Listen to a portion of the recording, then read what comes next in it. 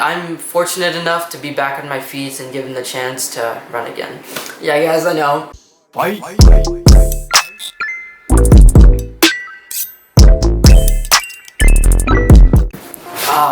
Third take. Have you ever asked yourself, what is it like running after not running for 100 days? Well, even if you haven't, here it is. My name is Vedant and I have not been running for the past 14 weeks. Yeah, it's not something I'm particularly proud of. And why, you may ask? Well, I've had 2 stress fractures during that time which have prevented me from running. So to change that all, today I'll be running. Do note though, I have been cross-training 40 miles a week on the bike, but still, not in very good shape at all. So a lot of YouTubers these days love to film, their best shape of their whole life, and I totally get that, but today I'll switch it up and I will be filming the worst shape of my high school career, and I think this will give you just a little bit of an ego boost if you want to see someone run slow that badly. But in the world of competitive sports, sitting out for 100 days is a major setback, especially when you're in season. Thankfully for me, I did not have a season, and a lot of people's seasons got canceled, which is heartbreaking. I completely understand that, but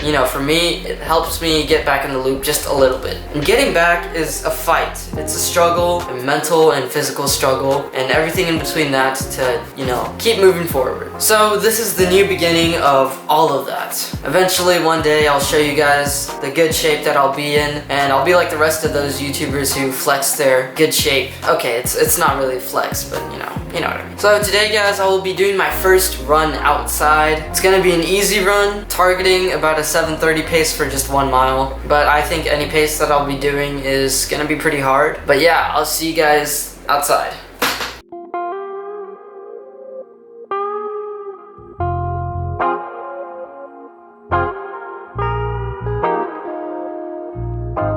So, most people like to film the best shape of their life, but here I am filming the worst shape of my life. So guys, the plan is to do a little warm-up and then do this bird. And then do some leg swings, get those dynamic stretches in. We will run 1 mile. The pace is unpaced, but I think if I try to pace it, I'll go slow, maybe like a 7:30 pace. It's a lot slower, a minute 30 slower than my previous recovery pace, but it's all good. Yeah, let's see how it goes. Just one easy warm-up and I'm already tired, so that kind of goes to show how much shape you lose after not running for 100 days.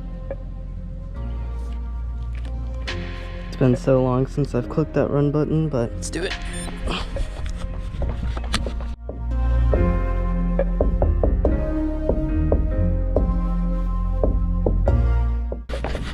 400 meters in, feel pretty tired. Half a mile in.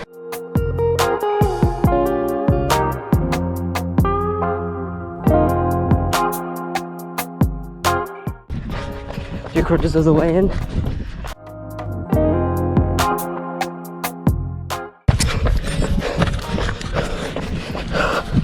And finished with a 7:08. Alright guys, that was one of the slower runs of my time. 7:08 for 1 mile is definitely what I used to run in like elementary school, so we've come back. It was good. I really enjoyed being able to run again. It almost feel like my lungs were growing just by that one run. And that also comes with the principle of accelerated setbacks and diminished return, I believe. But I will get to that soon. But yeah, 7:08. It's okay. I've started at better places. I'll tell you guys what my mile times were once I came back. This wasn't a mile time trial or anything like that. It was more so an easy run to see where I was for, easy paced runs. But I mean, it wasn't that easy, obviously. I don't think any run is that easy once you start, coming back to running, so. Guys, I was very happy and excited to be running after such a long time. I re-experienced the joy and the memories that running gave me, which, I've really missed. Being injured, you sometimes think if you'll ever run again, and I'm fortunate enough to be back on my feet and given the chance to run again.